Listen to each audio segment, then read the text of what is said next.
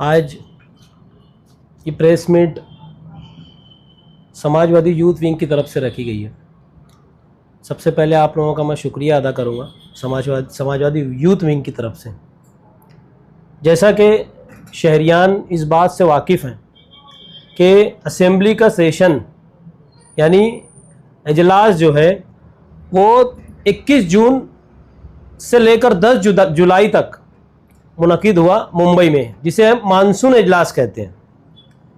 शहर में दीगर मसाइल असेंबली से रिलेटेड हैं। शहर के एमएलए पिछली बार भी प्रेस कॉन्फ्रेंस लेकर शहरियान के सामने बात रखी थी। जब कोई बलात्कार और रेप का मामला हुआ था, सीढ़ियों पे बैनर लेके मुफ्ती इस्माइल साहब जो शहर के मौजूदा एमएलए हैं, ये खड़े हुए थे।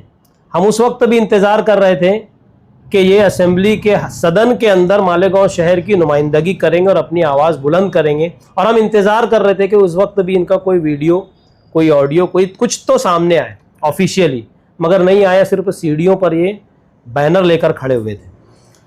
मालेगांव शहर समेत दीगर शहरों में अलग अलग जगह अलग अलग पार्टीज़ के एमएलए हैं। हर बार वो सेशन आने से पहले या इजलास शुरू होने से पहले तैयारी करते हैं कि मेरे अपने शहर में, मेरे अपनी कॉन्स्टिट्यूंसी में क्या मसाइल हैं, तालीम को लेकर, रोज़गार को लेकर, बीमारियों को लेकर और दीगर, जिसमें असेंबली में आवाज़ उठाई जा सके और वहाँ अपने काम को मनवाया जा सके। इसकी मिसाल माजी में जैसे अबू आसिम आज़मी साहब ने एक प्राइवेट बिल पेश करके की थी और दीगर एमएलएज ने अपनी अपनी बात रखकर सदन में अपनी बात मनवाई थी।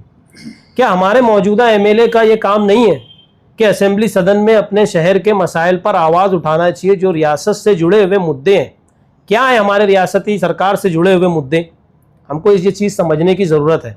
सबसे पहला हम देख रहे हैं अबू आसिम आज़मी साहब ने सदन में आवाज़ उठाते हुए मालेगांव शहर के ताल्लुक से प्राइवेट बिजली कंपनी में हो रही नाइंसाफ़ी कहिए या जो नेग्लिजेंस है उसकी आवाज़ उठाई और उसकी इंक्वायरी की मांग की।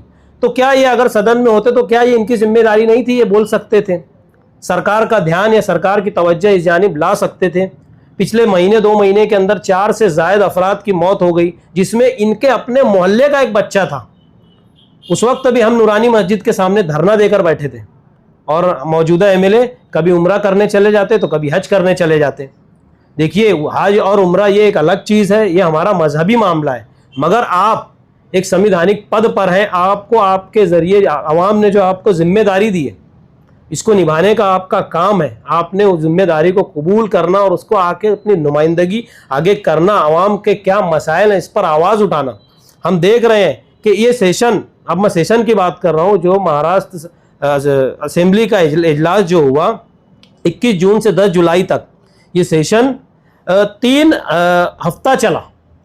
3 हफ्ते के करीब 14 सिटिंग्स हुए। इसके अंदर 127 घंटे 54 मिनट, अगर एवरेज निकाला जाए तो डेली एवरेज 9 घंटा ये इजलास चला है। महाराष्ट्र के अलग अलग एमएलएज ने अपने इलाकों के लिए आवाज़ उठाई। इसके अंदर जो बिल आए थे जिस पर हमारे मौजूदा एमएलए की ज़रूरत हमको लगी कि इनको वहाँ बोलना चाहिए, तो ये मौजूद होते तो शायद कुछ बोल लेते। इसके अंदर क्या था? इसके अंदर minority and socio economic survey का मुद्दा उठाया गया था। हम माइनॉरिटी हैं, सोशियो इकोनॉमिक में हमारी क्या कंडीशन है, ये सरकार के सामने रख सकते थे। शहर के हालात, शहर के सोशियो इकोनॉमिक कंडीशन पर ये अपनी बात रख सकते थे, मगर रखने वाला आदमी करता है, जिनको नहीं रखना है वो कभी नहीं करता। माजी में भी हमने कहा था। इसके साथ साथ पब्लिक सेफ्टी, चाइल्ड और वुमेन सेफ्टी का एक बिल जो सरकार की तरफ से बहस के लिए लाया गया था। मालेगांव शहर में क्या बच्चों का कोई मामला नहीं है क्या? आवारा कुत्तों के जरिए बच्चों को काटा जाता है, पावर का इलेक्ट्रिक शॉक की वजह से बच्चे मर गए, इस ताल्लुक से बोला जा सकता। और दीगर, अभी नदी में सैलाब आया, बच्चे डूब के मरते हैं, इस ताल्लुक से कुछ तो नुमाइंदगी कर सकते थे, कुछ तो बात कर सकते थे। उसके बाद माइनॉरिटी वेलफेयर के बारे में, हम माइनॉरिटी है, हमारे वेलफेयर के बारे में बात कर सकते थे कि किस तरीके से माइनॉरिटी के जो गिरते हुए ग्राफ को कैसे ऊपर लाया जाए, बिलखुसूस मालेगांव, क्योंकि हमारा मजदूरों का शहर है, पावरलूम कारखानों का शहर है। इसके ऊपर वो बात कर सकते थे, मगर करना ही नहीं चाहते। इसके साथ साथ एक और क्या बोलते हैं, महत्व की बात थी। क्या था? अनएम्प्लॉयमेंट और इन्फ्लेशन, क्या कहते हैं उसको, बेरोजगारी। मालेगांव शहर में बेरोजगारी की वजह से खुदकुशी हो रही है।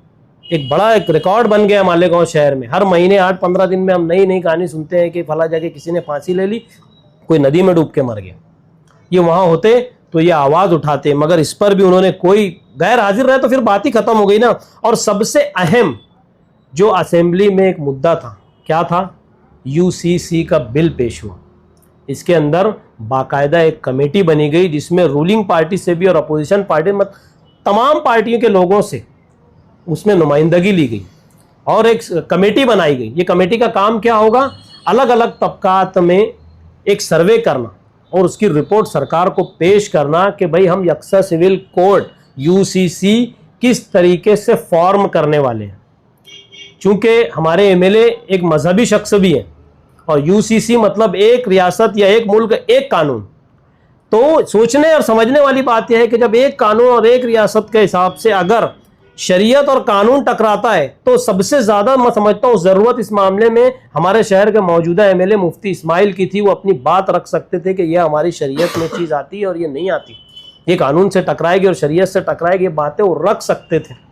मगर बड़े ही अफसोस के साथ ये कहना पड़ रहा है कि मौजूदा एमएलए जैसे उस इस शहर से तो उनको तो ऐसा लगता है कि कोई नाता ही उन्होंने तोड़ दिया बिल्कुल। आज एसआईआर के मामलात में हम घिरे हुए हैं, लोग परेशान हैं, दर बदर की ठोकरें खा रहे हैं। मगर आज पहली बार मैंने उनका एक वीडियो देखा एसआईआर के ताल्लुक से, वो मुलाकात करने के लिए गए थे वो खुद। इससे पहले मैंने अभी तक नहीं देखा। ऐसे तमाम मुद्दे जो है हमको समझने की ज़रूरत है। और पिछली बार भी मैंने कहा था कि इनसे सवाल, नौजवानों ने तो इनसे सवाल करना कम से कम कि इन्होंने कम से कम सेशन में हमारे लिए क्या आवाज़ उठाए, इजलास में हमारी क्या नुमाइंदगी की, इस चीज़ को हमको समझने की ज़रूरत है। आज आपके ज़रिए शहरियान के सामने यही सब बातों को लेकर हम लोग समाजवादी यूथ विंग की तरफ से प्रेस कॉन्फ्रेंस लिए हैं।